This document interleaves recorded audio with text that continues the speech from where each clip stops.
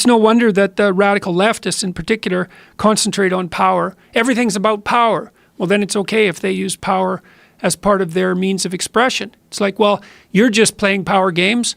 It's perfectly reasonable, even appropriate for me to play power games because, you know, I'm oppressed compared to you. If everything's power, then everybody gets to yell. Right.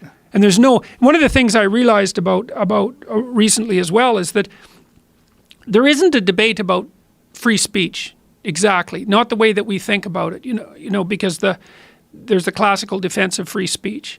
So the classical defense of free speech is that it's better for both of us if we're able to exchange our opinions because I have the opportunity to learn from you and you have the opportunity to learn from me and you have the opportunity to learn from your own mistakes and social feedback, and so do I. And negotiation beats war. Okay, so that's kind of the classical. Now, but that's predicated on some assumptions, and those are you're an autonomous being, you're capable of formulating an opinion that's actually unique to you, and that in dialogue we can mutually modify each other's unique opinions in a way that produces a mutually harmonious and beneficial outcome. That's all the predicate. Well, the people who are opposed to free speech, you see, it's not that they're trying to shut down people whose opinions are different than theirs exactly. It's that they're opposed to the idea that free speech exists. It's a way deeper problem. Because at the bottom of the postmodernist mess is the following assumption, is that, well, there's no one way of interacting with the world that's preferable to any other way. And so what people do is organize themselves into hierarchies of power and then struggle for dominance within the hierarchies, and then the hierarchies struggle between each other. So it's a landscape of warring hierarchies. That's all it is. And you think that you're a person and that you have an opinion, but you're not. You're just the mouthpiece of your privileged hierarchy. And so am I. And it's incommensurate if we're from different hierarchies. There isn't a you talking to a me that could come to an agreement. There's just you acting as a mouthpiece for your power and me acting as a mouthpiece for my power. And so since I'm part of my group and I want to win because it's all about power, then why the hell would I ever want you to talk? It's not like I have anything to learn from you, or even that learning is possible, or even that there are two people having a discussion. There's nothing but the mouthpiece of power. There's two mouthpieces of power warring. And so why should I listen to you? I'll just shut you down because then I win. And so this free speech debate isn't about whose opinion should be allowed within, you know, an overarching framework where free speech is a real thing. It's a debate about whether there's such a thing as free speech at all. The radical postmodernist types, they deny even that there's such a thing as an autonomous individual in any way. You're just the nexus of economic forces, economic and social forces. You're entirely socially constructed. There's no you.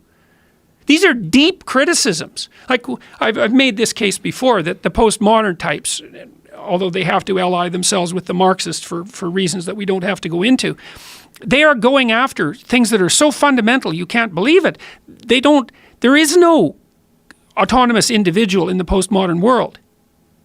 That's a modernist or an Enlightenment viewpoint. Or a Christian viewpoint or a Judeo-Christian viewpoint. Or maybe an Abrahamic religion viewpoint. Who the hell knows? It might be that deep.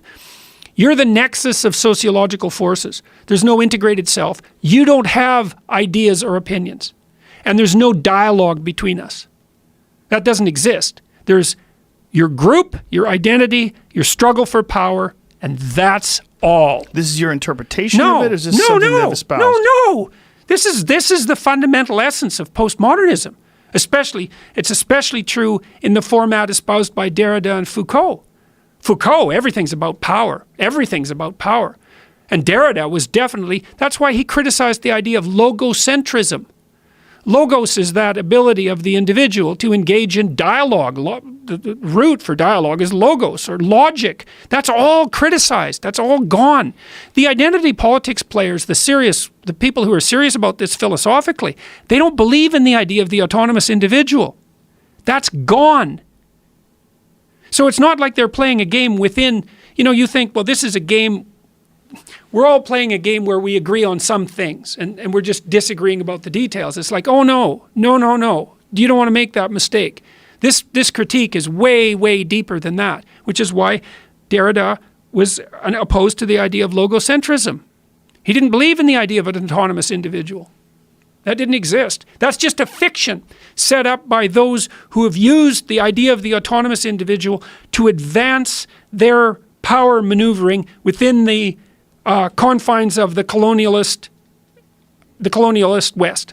Now, and what's the rationalization for that perspective? Is this to enhance their argument, to try to push forth their ideas in a less debatable way? Like, why? I think the motivation is hatred for competence. Hatred for competence. I truly believe that.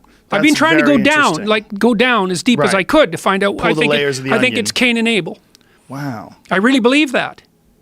I think that because I can't understand the motivation otherwise. It's like, well, why are you tearing these things down? Well, it's on the basis, we have sympathy for the oppressed. It's like, well, why? Like, where in your conceptualization does that idea of sympathy for the oppressed come from? You don't even have the idea of the individual in your conceptualization.